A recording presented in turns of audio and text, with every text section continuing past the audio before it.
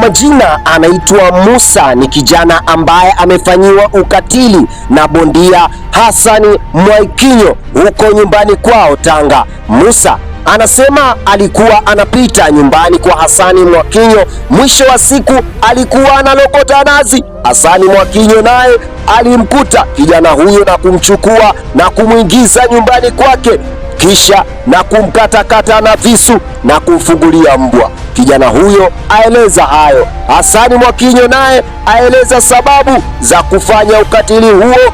Anasema nyumbani kwake wezi wamekuwa wakimwibia sana. Alichokifanya yeye, kijana huyo alikuwa ni mwizi, ndio maana alimchukua na kumfanyia ukatili huo. Musa anasema amefanyiwa ukatili huo akiwa yeye siyo mwizi, alikuwa anapita na alikuwa akilokota nazi, wala hakuiba chochote. Ilikuwa ni alfajiri ya saa 11 saa 12, akielekea kwenye kibarua alichokipata, ndipo akakutana na madhira hayo. Hassan Mwakinyo anasema alikuwa akisumbuliwa sana na wezi, na ndipo alipomkuta kijana huyo akiwa anaiba nazi zake, ndipo alipomchukua na kumpeleka ndani na kumfanyia ukatili aliyokuamua kumfanyia.